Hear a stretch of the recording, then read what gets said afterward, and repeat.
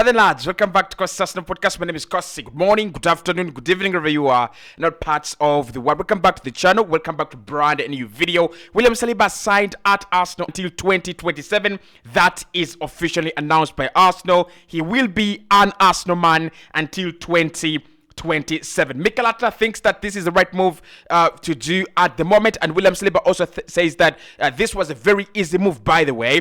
And he says he had a very good season at Arsenal, was very, very happy last season at the club, and it was a no-brainer that was always going to extend his deal at Arsenal. How do you feel about this one as an Arsenal fan? Is it one where you feel it's just like a new signing? Because in my opinion, Arsenal signing William Saliba on a new deal is just like a new signing. Actually, I was watching one of the podcasts where Gabriel Jesus was speaking, and he said we didn't win the title last season because of William Saliba. Saliba picks up an injury, and when he doesn't play, we concede very, very many goals. So for me, William Saliba, such a crucial part of this Arsenal team, such a young player, such a young bowler, such a young centre-back, signing a new deal amidst Bayern Munich interest, Real Madrid interest, Chelsea interest. Look, I think William Saliba walks into every Premier League side.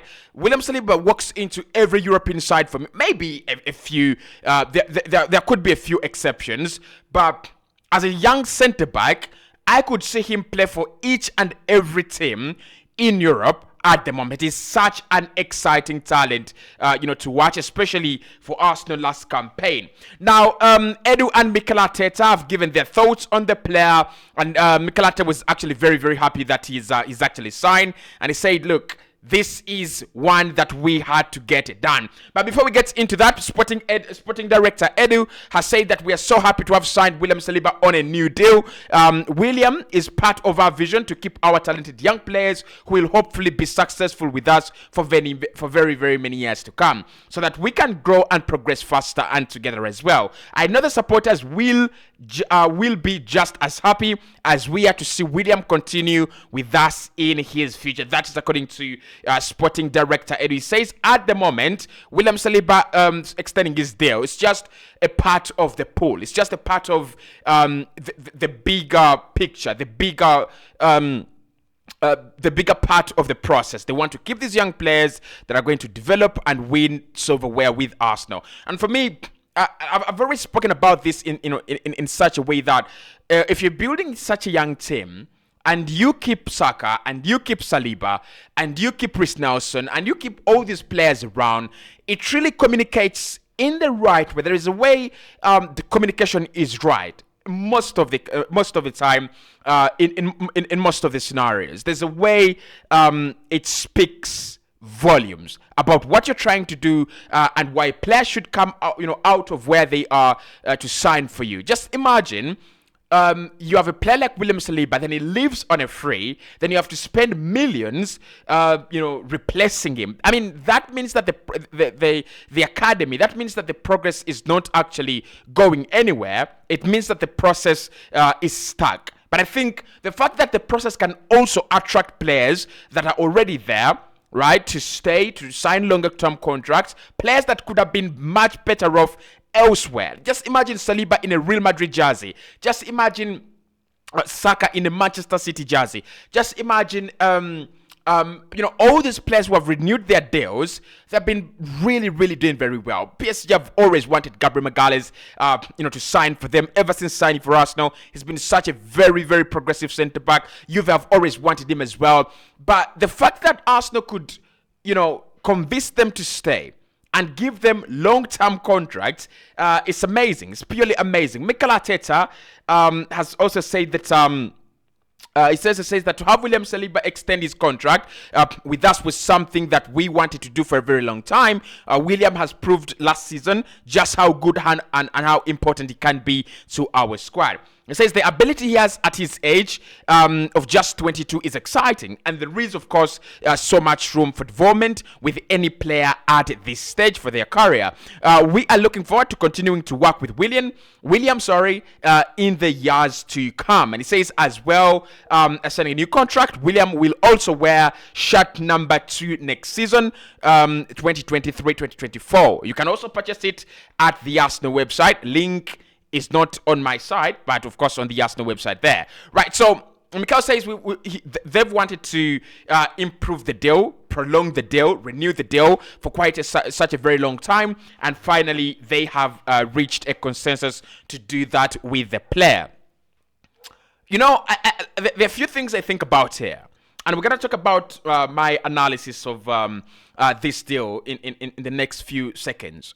But I think Mikel Arteta is very key to young players joining Arsenal, and it's very key to young players staying in the project. We've heard about Timber, we've had about Declan Rice, we've heard about Kai Havertz. The way he's enticing them, the way he's cajoling them into signing for Arsenal is absolutely magnificent. So Mikel says we've always wanted to do it, and finally we have actually done it. He will be he has extended until 2027. Now it goes from shot 12 to shot 2. I'm really convinced that Jillian Timber will put on shot number 12 at Arsenal. That should be announced later this week. I will do that video, of course. Of course, he's done his medicals. Didn't do those videos. Have been very low on self-esteem in the past, maybe 48 hours. Been very. I've been feeling very low anyway. But he goes to shot number 2. I don't know what he finds in shot number 2. I don't want a centre back putting on, shot number 2, shot number 3. It just rubs me the wrong way. It just feels awkward, right? But look, he will be putting on shot number 2. It's a shot number that he loves. It's a shot number he would love to put on, and I do not have a big problem with that, especially that William the Great is going to redefine shot number 2. I think the other talent that has put on shot number 2 has been Vasukabou Diaby, hasn't he?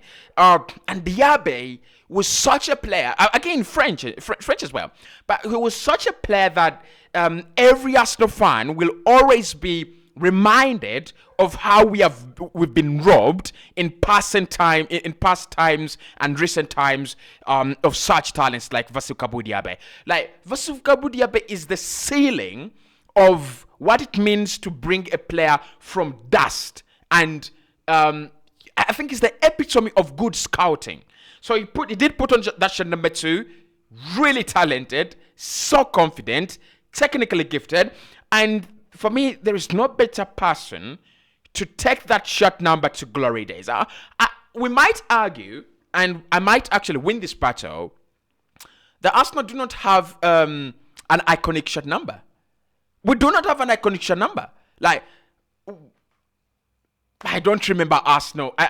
Look, 14 could be one, but the fact that Edin Ketia is putting it on now, it just tells the story.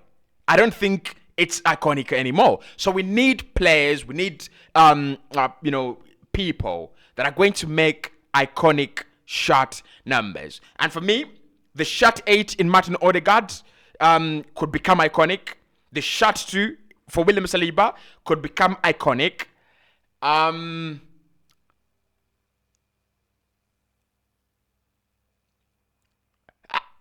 think the shot 7 could be iconic as well, because and we've had this kind of mixed history with that shot number 7 at Arsenal. Rosicky, again, such a talent player that Arsenal were robbed of due to injuries, right? But if Rosicky was 100% fit, Rosicky could have redefined the history of shot number 7 at Arsenal.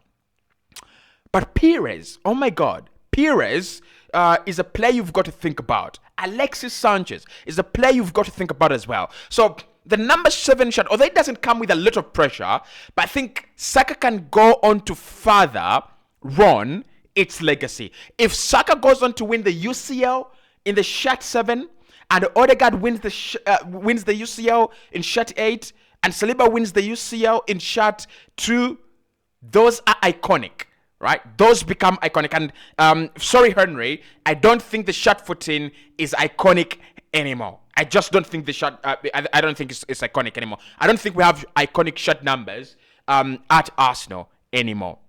I don't think. Okay. Let's talk about the claim that Arsenal lost the title due to the injury of William Saliba. This was said by Gabriel Jesus on one of the podcasts that he was hosted on. Now, I think his explanation is pretty much easy and straightforward and true. He says when Saliba plays, Arsenal don't concede a lot of goals. When Saliba doesn't play, we concede a lot of goals. And I think he's spot on there. He's absolutely spot on. When we think about the first, maybe 20 games that Arsenal played, one of the few characteristics is that, that made us special was that we were very stingy with goals, okay? And that came from the fact that Gabriel Magalhaes had found such a companion, had found such a complementary partner in William Saliba. Saliba is such a very quick centre back, but also very, very decisive and very smart. Okay, I still remember those games when the season had just started, and he could run relentlessly and then make a quick decision just to either put the ball out for a corner, tackle the player, or just put the ball out for a throw-in. You need such a centre-back. Quick, smart, decisive. But one thing you love about William Saliba, and I do really love about this about him, is his confidence on the ball. And this really affected the way Arsenal play out from the back, hence signing Julian Timber this summer. Mikel Arteta has seen that. Our game really depends on the confidence of our players playing out from the back. There's no question about that. When Partey is good, we are fine. When Saliba is good and confident, we are fine. When these players are low on confidence or out due to an injury, there is a problem.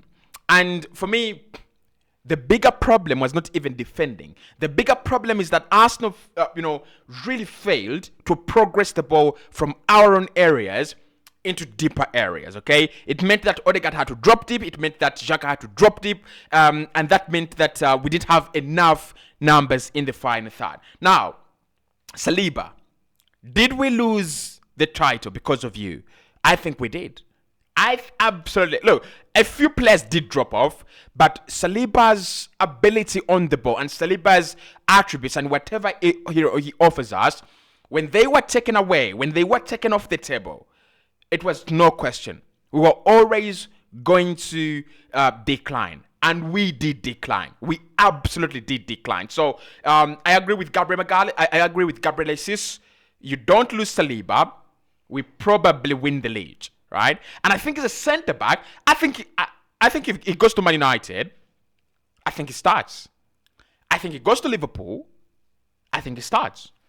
I think he goes to for Chelsea, it's no question. Him and Thiago would be the pairing.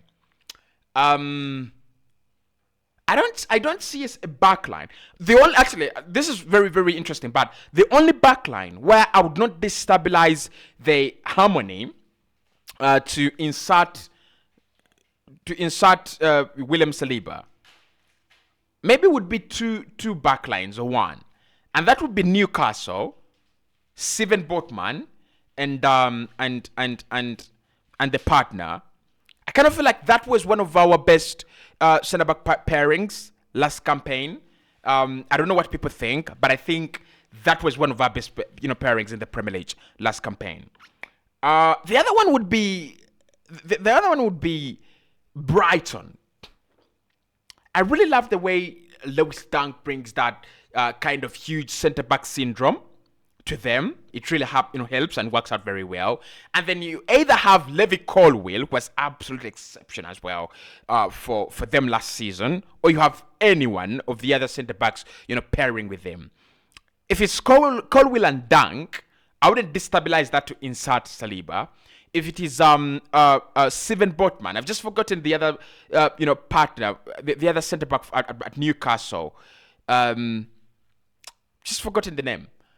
I think those are the two centre backs. Those are the two back lines where Saliba might just go, wait a minute, we have enough. But the rest of the back lines, he gets straight in, absolutely straight in. So the big question now for me is, how do we keep him fit? How do we keep William Saliba fit? It's going to be about rotation. It's going to be about rotation because remember the game that he picked up that injury? It was in the Europa League. Like, come on. Saliba picking up an injury in the Europa League. And of course, you've got to sympathize with Mikel. When you play Kivio, You want to play him alongside Saliba. You want to play him alongside the centre back that has that has got that experience, that ability to read the game. He's much older. He has a cool head, and things like that. So I really understand why Mikel played Saliba in that game, despite the fact that we didn't even win it. Okay, but it's one of those where you've got to go. Okay, we lost him due to lack of rotation options. So this season we will get a rotation option in Timber. So for me, as long as we can rotate him very well, we will eventually keep him. And his world-class potential. I think there are two centre-backs in the world right now that I would say will be world-class players in the next couple of years. One is William Saliba. The other one is Alejandro Bastoni at Inter Milan. Those are the two centre-backs. When I sit down and watch them, when I watch Bastoni, I debate with myself if he's really 21, 22, or Bastoni is trafficking his age, because you cannot be that good, that experienced, that calm, that solid at that age. Like, even William Saliba is not as good as Alejandro Bastoni. Like, I've not seen a young centre back. Of course, they are there, like Metas De Ligt. Okay, De Ligt is already world class. I'm not saying De Ligt is not in that bracket. I think Metas De Ligt is already in the world class pool, and I think Saliba is going there, and I think Alessandro Bastoni is also going there. Especially now that Skriniar is away, he will get a lot of more game time. But I think William Saliba is going to be a huge centre back, and the good thing is that Bastoni is not French, but the French do have a very big advantage.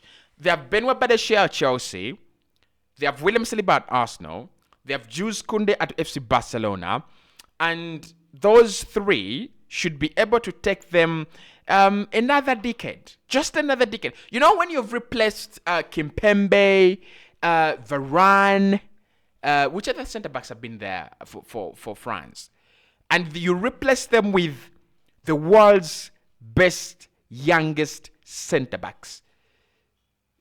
It's a nice ride.